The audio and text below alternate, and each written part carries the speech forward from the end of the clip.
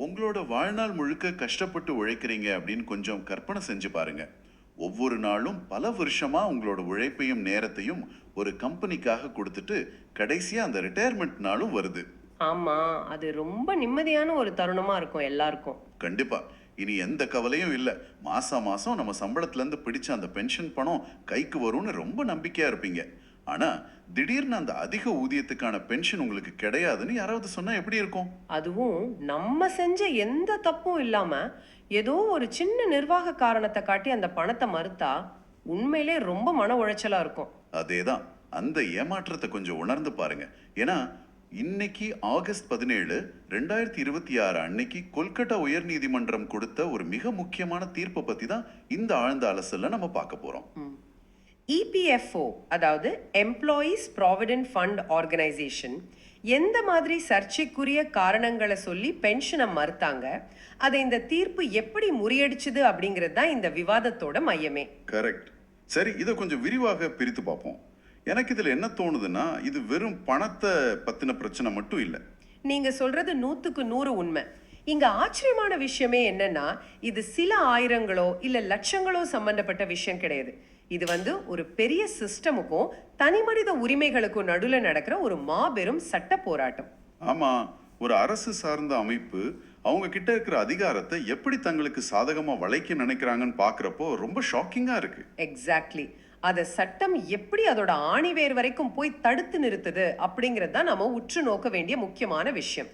Okay, இப்போ கொல்கத்தா உயர் நீதிமன்றம் ஏன் இந்த கேஸ்ல இவ்வளோ ஆழமா தலையிட வேண்டி வந்துச்சுன்னு தெரிஞ்சுக்க முதல்ல இபிஎஃப்ஓ தரப்புல என்ன வாதம் வச்சாங்கன்னு நாம பார்க்கணும். அதுக்கு முன்னாடி இந்த ஆவணங்கள்ல அடிக்கடி விலக்களிக்கப்பட்ட நிறுவனங்கள், அதாவது எக்ஸாம்டட் எஸ்டாப்ளிஷ்மெண்ட்ஸ்னு ஒரு வார்த்தை வருது. ஆமா, அந்த வார்த்தை இந்த கேஸ்ல ரொம்ப முக்கியம். ஒரு சாதாரண மனுஷனுக்கு புரியும்படி சொல்லணும்னா அது எந்த விலக்களிக்கப்பட்ட நிறுவனம், எதிலிருந்து இவங்களுக்கு விலக்கு கொடுத்திருக்கிறாங்க? ஒருவேளை டாக்ஸ்ல இருந்தா? இல்ல இல்ல, இது டாக்ஸ்ல இருந்து கொடுத்த விலக்கு கிடையாது.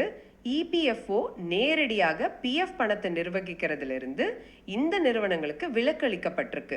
அதுதான் விஷயம். ஓ, அப்போ இபிஎஃப்ஓ அந்த கம்பெனிகளோட பிஎஃப் பணத்தை பாத்துக்க மாட்டாங்களா? ஆமா. பொதுவா ஒரு சின்ன கம்பெனில வேலை செய்யறவங்களோட பிஎஃப் பணமும் சரி, பென்ஷன் பணமும் சரி, ரெண்டையுமே இபிஎஃப்ஓ தான் டைரக்டா மேனேஜ் பண்ணுவாங்க. ஆனா பல ஆயிரம் பேர் வேலை செய்யற பெரிய கம்பெனிகளுக்கு ஒரு ஸ்பெஷல் பர்மிஷன் உண்டு. என்ன மாதிரியான பர்மிஷன் அது? அதாவது நாங்களே எங்க கம்பெனிக்குள்ள ஒரு ட்ரஸ்ட், ஒரு அறக்கட்டளை மாதிரி ஆரம்பிச்சு எங்க ஊழியர்களோட பிஎஃப் பணத்தை நாங்களே நிர்வகிச்சுக்கிறோம்னு அவங்க அரசிடம் அனுமதி வாங்கலாம். அப்படி அனுமதி வாங்கின கம்பெனிகள் தான் இந்த விலக்களிக்கப்பட்ட நிறுவனங்கள். ஒரு நிமிஷம், அப்போ அந்த கம்பெனி ஊழியர்களுக்கும் இபிஎஃப்ஓக்கும் எந்த சம்பந்தமே இருக்காதா என்ன? அவங்க மொத்தமா சிஸ்டமை விட்டு வெளியே வந்துருவாங்களா? அங்கதான் ஒரு முக்கியமான நுணுக்கா இருக்கு பாத்தீங்களா. இந்த விலக்கு வெறும் பிஎஃப் பணத்தை நிர்வகிக்கிறதுக்கு மட்டும்தான் பொருந்தும். பென்ஷன் பணம் அப்படியே தான் இருக்கும். ஓஹோ, பென்ஷன் பணம்னா அந்த இபிஎஸ் தொகையை சொல்றீங்களா? அதேதான். எம்ப்ளாயி பென்ஷன் ஸ்கீம் தொகையை இபிஎஃப்ஓ கண்ட்ரோல்ல தான் வச்சிருப்பாங்க. ஆக இந்த மாதிரி கம்பெனிகள்ல ஒருத்தர் வேலை செஞ்சா அவரோட பிஎஃப் பணத்தை கம்பெனி ட்ரஸ்ட் பாத்துக்கும். ஆனா பென்ஷன் பணத்தை இபிஎஃப்ஓ பாத்துக்கும். அட, அப்போ நிர்வாகம் ரெண்டு வேற வேற கைகள்ல இருக்கு. பாதி அவங்க பாதி இவங்க. கரெக்ட். இந்த இரட்டை நிர்வாக முறை தான் இவ்வளவு பெரிய சட்ட போராட்டத்துக்கு ஒரு முக்கிய காரணமாவே அமைஞ்சது. சரி, இப்போ நம்ம நேரடிய பிரச்சனைக்கு வருவோம். இந்த பென்ஷன் வாங்குறவங்களுக்கு அதிக ஊதியத்தின் மீதான ஓய்வூதியம், அதாவது பென்ஷன் ஆன் ஹையர் வேஜஸ் கொடுக்க கூடாதுன்னு சொல்றதுக்கு இபிஎஃப்ஓ கோர்ட்ல என்ன லாஜிக் சொன்னாங்க?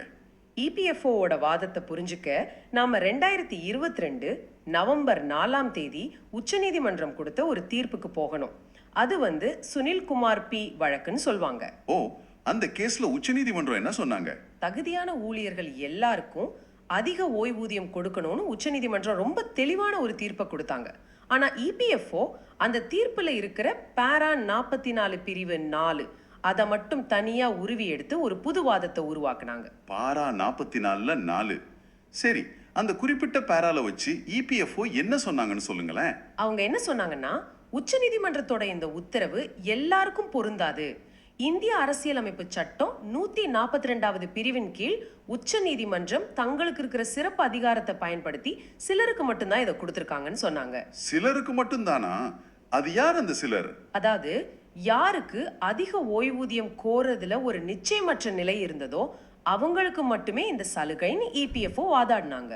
அதாவது இபிஎஃப்ஓ என்ன சொல்ல வராங்கன்னா, உச்சநீதிமன்றம் கொடுத்த இந்த தீர்ப்பு வந்து ஒரு ஸ்பெஷல் விஐபி பாஸ் மாதிரி.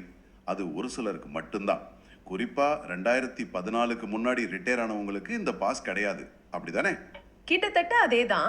ஆனா அதை விட ஒரு பெரிய தற்காப்பு ஆயுதமா இபிஎஃப்ஓ கையில எடுத்தது நாம முதல்ல பேசணும் இல்லையா, அந்த விலக்களிக்கப்பட்ட நிறுவனங்களோட ட்ரஸ்ட் ரூல்ஸ். அதுதான் ட்ரஸ்ட் ரூல்ஸையா? அதை எப்படி இவங்க தங்களுக்கு சாதகமா பயன்படுத்துறாங்க? இபிஎஃப்ஓ கோர்ட்ல என்ன சொன்னாங்கன்னா, இந்த விலக்களிக்கப்பட்ட நிறுவனங்கள்ல இருக்கிற ட்ரஸ்ட் விதிகள் வந்து பிஎஃப் பங்களிப்புக்கு ஏற்கனவே ஒரு சீலிங், அதாவது ஒரு உச்ச வரம்பை ஃபிக்ஸ் பண்ணிடுச்சுன்னு சொன்னாங்க.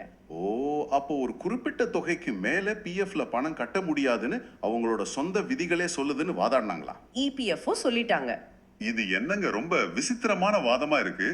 ஒரு தனிநபர் தன்னோட பென்ஷன் திட்டத்துல எதை தேர்ந்தெடுக்கணும் அப்படிங்கறத அவர் தானே முடிவெடுக்கணும். கண்டிப்பா அவர் தான் முடிவெடுக்கணும். ஆனா இபிஎஃப்ஓ அப்படி ஏத்துக்கல. ஒரு பொதுவான ட்ரஸ்ட் விதி எப்படி ஒரு தனிநபரோட நிதி முடிவை அவர் சார்பா தீர்மானிக்க முடியும்?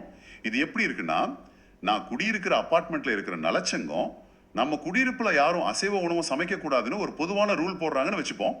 சரி. அதுக்காக நான் என் வாழ்நாள் முழுசும் அசைவம் சாப்பிடவே மாட்டேன்னு நானே தனிப்பட்ட முறையில முடிவெடுத்துட்டதா என் சார்பா வேற யாரோ கோர்ட்ல சொல்ற மாதிரி இருக்கு. இது எவ்வளவு அபத்தமானது. நான் எதை சாப்பிடணும்னு நான் தான் முடிவு செய்யணும். சங்கத்தோட பொது விதி எப்படி என் தனிப்பட்ட விருப்பத்தை பிரதிபலிக்கும்? நீங்க சொன்ன இந்த உதாரணம் ரொம்ப சரியானது. அதே சமயம் இந்த விவாதத்தோட மையப்புள்ளியும் இதுதான்.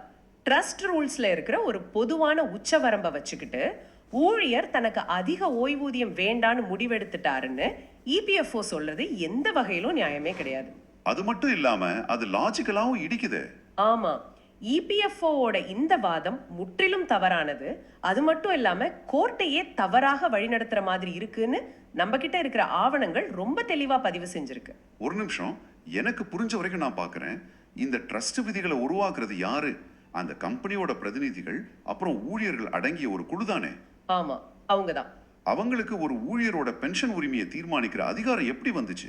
அது எனக்கு சுத்தமா புரியல. அங்கதான் சட்டத்தோட ரொம்ப முக்கியமான பகுதியே இருக்கு. ட்ரஸ்டி விதிகள் அப்படிங்கிறது அறங்காவலர்கள், அதாவது ட்ரஸ்டீஸ் உருவாக்குறது தான். ஆனா இந்த ட்ரஸ்டீஸ்க்கு அவங்க இஷ்டப்படி ரூல்ஸ் போடுறதுக்கு எந்த ஒரு எல்லையற்ற அதிகாரமும் கிடையாது. அப்போ அவங்கள கட்டுப்படுத்துறது எது? அவங்களோட கடமைகள், பொறுப்புகள், முடிவெடுக்கும் அதிகாரம், இது எல்லாமே 1952ஆம் ஆண்டு இபிஎஃப் திட்டத்தோட விதிகளால ரொம்ப தெளிவா வரையறுக்கப்பட்டிருக்கு. அந்த சட்டத்தின்படி தான் அவங்க செயல்பட முடியும். அப்படி என்றால் அந்த 52 விதிகளின்படி இந்த ட்ரஸ்டீஸ்க்கு சம்பந்தப்பட்ட ஊழியர் சார்பா அவருக்கு அதிக பென்ஷன் வேணுமா வேண்டாமான்னு முடிவெடுக்க அதிகாரம் இருக்கா இல்லையா? இல்லவே இல்ல. எந்த ஒரு ஓய்வூதியதாரர் அல்லது ஊழியர் சார்பா அதிக ஊதியத்தின் மீதான பிஎஃப் அல்லது அதிக ஓய்வூதியம், இது ரெண்டுல ஒண்ணு தேர்ந்தெடுக்கிற அதிகாரம் இந்த ட்ரஸ்டீஸ்க்கு சட்டப்படியே கிடையாது. ஓ, அப்ப அவங்களுக்கு அந்த அதிகாரமே தரப்படலையா? ஆமா, 52 இபிஎஃப் திட்டமோ இல்ல சம்பந்தப்பட்ட வேற எந்த விதிகளோ அவங்களுக்கு அந்த அதிகாரத்தை கொடுக்கவே இல்லை. அவங்க வெறும் பிஎஃப் பணத்தை மேனேஜ் பண்ற நிர்வாகிகள் தானே தவிர ஊழியரோட பென்ஷன் உரிமையை பறிக்கிற எஜமானர்கள் கிடையாது. அடப்பாமே, ஒரு மாபெரும் அரசு சார்ந்த அமைப்பு ட்ரஸ்டீஸ்க்கு சட்டப்படி இல்லாத ஒரு அதிகாரத்தை அவங்க பயன்படுத்தினதா கற்பனை பண்ணிக்கிட்டு அதை வச்சு ஆயிரக்கணக்கான முதியோர்களுக்கு பணத்தை மறுக்க ஒரு தியரியை உருவாக்கியிருக்காங்களா? கேட்கறதுக்கே ரொம்ப கஷ்டமா இருக்குல்ல? ஆமா, அப்படிதான் செஞ்சிருக்காங்க. இது சட்டவிரோதமானது மட்டும் இல்ல, ரொம்ப அதிர்ச்சியாவும் இருக்கு. உண்மைதான். தங்களுக்கு சட்டப்படி அதிகாரமே இல்லாத ஒரு விஷயத்தை ட்ரஸ்டீஸ் செஞ்சிட்டாங்கன்னு இபிஎஃப்ஓ சொல்றது அப்பட்டமான ஒரு சட்டமீறல். இது தனி மனிதனோட சட்டபூர்வமான உரிமையை ஒரு தவறான விளக்கத்தின் மூலம் முடக்கிற முயற்சி. அதனாலதான் இந்த ஆவணங்கள் எல்லாமே இபிஎஃப்ஓவோட வாதத்தை ஒரு சட்டவிரோத கோட்பாடுன்னு ரொம்ப கடுமையா விமர்சிச்சிருக்குன்னு நினைக்கிறேன். கண்டிப்பா, எந்த ஒரு அடிப்படையும் இல்லாத வாதம் அது. சரி, இபிஎஃப்ஓவோட ஒட்டுமொத்த வாதமும் இப்படி ஒரு தவறான அடித்தளத்துல அமைக்கப்பட்டிருக்கு அப்படின்னா இன்னைக்கு கொல்கத்தா உயர்நீதிமன்றம் இந்த முரண்பாட்டை எப்படி கையாண்டாங்க? ஆகஸ்ட் 17, 2026 அன்னைக்கு கோர்ட்ல என்ன நடந்துச்சு? இன்னைக்கு கொல்கத்தா உயர்நீதிமன்றத்தோட 2 நீதிபதிகள் கொண்ட அமர்வுல, அதாவது டிவிஷன் பெஞ்ச்ல இந்த வழக்கின் விசாரணை நடந்துச்சு. முதல்ல இது செப்டம்பர் 1, 2014க்கு முன்னாடி ரிட்டையர் ஆனவங்களோட பிரச்சனை அப்படிங்கறத நம்ம தெளிவா புரிஞ்சுக்கணும். ஓகே, இதுக்கு முன்னாடியே இதுல வேற தீர்ப்பு வந்திருக்கா? ஆமா, ஏற்கனவே சிங்கிள் பெஞ்ச்ல ஓய்வூதியதாரர்களுக்கு சாதகமா தான் தீர்ப்பு வந்திருந்தது. ஆனா இபிஎஃப்ஓ அதை எதிர்த்து அப்பீல் பண்ணி வழக்கை இழுத்தடிக்க பார்த்தாங்க. ஆனா இன்னைக்கு நடந்த விசாரணையில டிவிஷன் பெஞ்ச் ரொம்ப தீர்க்கமான ஒரு உத்தரவை பிறப்பிச்சிருக்காங்க. அந்த உச்ச நீதிமன்ற தீர்ப்போட பாரா 44 அதை வச்சு இபிஎஃப்ஓ ஒரு பெரிய தடுப்பு சுவரையே கட்டியிருந்தாங்களே, அதை கோர்ட் எப்படி உடைச்சாங்க? இபிஎஃப்ஓ அந்த 44 பிரிவு 4 சுட்டி காட்டினப்போ கொல்கத்தா உயர்நீதிமன்றம் நேரா அதுக்கு அடுத்த பத்தியான 44 பிரிவு 5க்கு போயிட்டாங்க. அது சட்ட இதழ்கள்ல 50 பிரிவு 7ன்னு பதிவாயிருக்கு. அந்த அடுத்த பாரால அப்படி என்ன இருந்துச்சு? கோர்ட் ரொம்ப தெளிவா கேட்டாங்க, நீங்க பாரா 44 4 மட்டும் படிச்சுட்டு இந்த தீர்ப்பு சிலருக்கு மட்டும்தான் தப்பா புரிஞ்சுக்கிட்டீங்க. ஆனா அடுத்த பாராவை படிங்கன்னு சொன்னாங்க. அதுல 2014க்கு முன்னாடி ஓய்வு பெற்றவங்களுக்கும் இந்த அதிக ஓய்வூதிய சலுகை முழுமையா பொருந்தும்னு உச்ச நீதிமன்றம் ரொம்ப தெளிவா சொல்லியிருக்கு. அருமை. இபிஎஃப்ஓ அந்த குறிப்பிட்ட பாராவை ஒரு புல்லட் ப்ரூஃப் ஷீல்டு மாதிரி பயன்படுத்த நினைச்சாங்க. ஆமா, ஆனா கோர்ட் அது தடுவு பொடி ஆக்கிடுச்சு. கோர்ட் அடுத்த பாராவை படிச்சு பார்த்துட்டு அடப்பாவிகளா இது வெறும் பேப்பர் ஷீல்டுன்னு சொல்லி அந்த வாதத்தை சுக்குநூறா உடைச்சிருக்காங்க. அதேதான், ரொம்ப கரெக்டா சொன்னீங்க. அப்போ சட்டம், பத்தி, விதிகள் இதெல்லாத்தையும் தாண்டி ஒரு சாதாரண மனுஷனுக்கு புரியுற மாதிரி சொல்லணும்னா இன்னைக்கு வந்த தீர்ப்போட ஃபைனல் முடிவு என்ன? ஃபைனல் முடிவு ரொம்ப சிம்பிள், ஆனா ரொம்ப பவர்ஃபுல். சிங்கிள் பெஞ்ச் ஏற்கனவே கொடுத்த தீர்ப்புல எந்த தலையீடும் இல்லைன்னு கோர்ட் ஆணித்தரமா சொல்லிட்டாங்க. சூப்பர். அதாவது ஓய்வூதியதாரர்களோட உரிமை முழுமையா நிலைநாட்டப்பட்டிருக்கு. ஆமா, ஆனா கோர்ட் வெறும் உத்தரவோட மட்டும் நின்னுடல. இபிஎஃப்ஓ இத்தனை நாளா செஞ்ச இழுத்தடிப்பை மனசுல வச்சுக்கிட்டு ரொம்ப கடுமையான காலக்கெடுவும் விதிச்சிருக்காங்க. காலக்கெடுவா? அதாவது டெட்லைன்ஸ் கொடுத்துருக்காங்களா? பொதுவா இபிஎஃப்ஓ மாதிரியான அமைப்புகள் உத்தரவு பண்ணாலும் பல மாசம் கிடப்புல போட்டுடுவாங்களே, அதை தடுக்க கோர்ட் என்ன டெட்லைன் கொடுத்துருக்காங்க? 2 துல்லியமான டெட்லைனை கோர்ட் ஃபிக்ஸ் பண்ணியிருக்காங்க. முதல் விஷயம், அடுத்த 10 நாட்களுக்குள்ள தகுதியான பென்ஷனர்ஸ் எல்லாருக்கும் டிமாண்ட் லெட்டர், அதாவது கோரிக்கை கடிதம் இபிஎஃப்ஓ தரப்புல இருந்து கொடுக்கப்படணும். வெறும் 10 நாள்ல கடிதம் கொடுக்கணுமா? ரெண்டாவது என்ன? ரெண்டாவது, அதை தொடர்ந்த 4 வாரங்களுக்குள்ள அரியர்ஸ், அதாவது நிலுவைத் தொகையோட சேர்த்து அதிக ஊதியத்தின் மீதான ஓய்வூதியம் அவங்க பேங்க் அக்கவுண்ட்ல கிரெடிட் ஆகணும்னு உத்தரவிட்டிருக்காங்க. வாவ், இது வெறும் கோர்ட் அட்வைஸ் மாதிரி தெரியலையே. இது இபிஎஃப்ஓக்கு எதிராக செட் பண்ண ஒரு கவுண்ட் டவுன் டைமர் மாதிரியே இருக்கு. கரெக்டா பிடிச்சிங்க, இது ஒரு கவுண்ட் டவுன் டைமர் தான். உங்க நேரம் தொடங்கிடுச்சு, 10 நாள்ல லெட்டர், 4 வாரத்துல பணம்னு ரொம்ப தெளிவா சவுக்கடி கொடுத்த மாதிரி இருக்குல்ல? ஆமா, நிர்வாக அமைப்புகளுக்கு எந்த ஒரு டெட்லைனும் கொடுக்காம உத்தரவு போட்டா அவங்க அப்பீல் பண்ற இல்ல அட்மினிஸ்ட்ரேட்டிவ் இஷ்யூன்னு சொல்லி தொடர்ந்து இழுத்தடிப்பாங்கன்னு கோர்ட்டுக்கு நல்லாவே தெரியும். அதனால தான் 10 நாள் 4 வாரன்னு ரொம்ப துல்லியமான இலக்க நிர்ணயிச்சிருக்காங்க. இதை மீறினா என்ன ஆகும்? கண்டிப்பா இதை மீறது நீதிமன்ற அவமதிப்பா தான் கருதப்படும். இதை ஒரு பெரிய கண்ணோட்டத்தோட இணைச்சு பார்க்கும்போது பல வருஷமா பல கோர்ட் படிகளை ஏறி மன உளைச்சல் இருந்த முதியவர்களுக்கு இந்த தீர்ப்பு எவ்வளவு பெரிய நிம்மதியை தரும். கண்டிப்பா அது அவங்க வாழ்நாள் முழுதும் உழைச்சதுக்கான ஒரு நியாயமான பலன். சரி, நாம இதுவரைக்கும் விரிவா பேசினதை ஒரு முறை சுருக்கமா தொகுத்து சொல்லிடலாம்னு நினைக்கிறேன். முதல்ல இபிஎஃப்ஓ ட்ரஸ்ட் ரூல்ஸ்னு ஒரு தவறான தற்காப்பு வாதத்தை வச்சாங்க. அதாவது கம்பெனி நலச்சங்கம் உச்சவரம்பை ஃபிக்ஸ் பண்ணிடுச்சு, அதனால தனிநபருக்கு உரிமை இல்லைன்னு சொன்னாங்க. ஆமா, ஆனா அந்த வாதம் சட்டப்படி செல்லாதுன்னு நிரூபிக்கப்பட்டுச்சு. கரெக்ட். சட்டப்படி அந்த ட்ரஸ்டீஸ்களுக்கு அப்படி முடிவெடுக்க எந்த அதிகாரமும் 52 இபிஎஃப் திட்டத்துக்கு கீழ் வழங்கப்படலைன்னு ஆவணங்கள் ரொம்ப தெளிவா நிரூபிச்சது.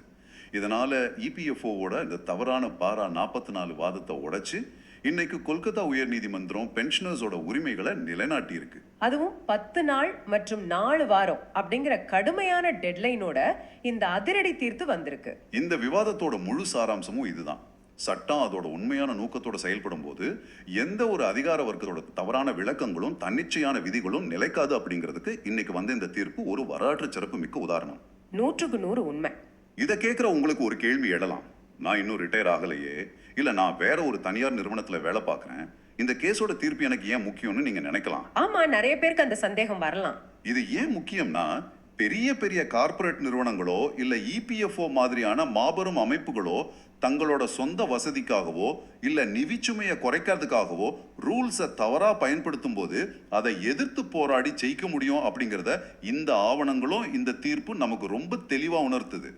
சட்டம் எல்லாருக்கும் சமம் அப்படிங்கறத இது நிரூபிக்குது. கண்டிப்பா ஒரு அமைப்பு எவ்வளவு பெரியதா இருந்தாலும் அது விதிகளுக்கு உட்பட்டு தான் செயல்படணும் அப்படிங்கிறது இது ஆணித்தரமா சொல்லுது.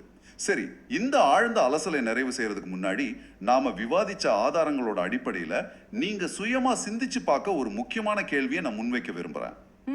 சொல்லுங்க.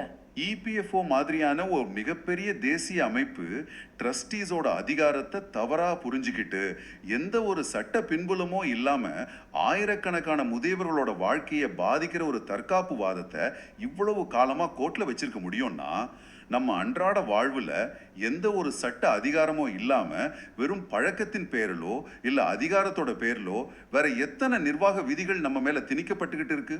ரொம்ப ஆழமான கேள்வி இது. கேள்வி கேட்கப்படுற வரைக்கும் அமைப்புகள் சொல்றது மட்டும்தானே சட்டம்? விவாதத்தோட தொடக்கத்துல நாம கற்பனை செஞ்ச அந்த பென்ஷன் வாங்குற முதியவரை இப்ப மறுபடியும் நினைச்சு பாருங்க. அவரோட கையில இப்போ ஏமாற்றத்துக்கு பதிலா கோர்ட்டோட அந்த கவுண்டவுன் டைமர் ஓடிக்கிட்டு இருக்கிற தீர்ப்பு இருக்கு. நீதிக்கான தேடல் அது எவ்வளோ நீண்டதா இருந்தாலும் ஒருபோதும் வீண் போறதில்லை. ரொம்ப அருமையா சொன்னீங்க. மற்றொரு சுவாரஸ்யமான ஆழ்ந்த அலசல்ல மீண்டும் சந்திப்போம்.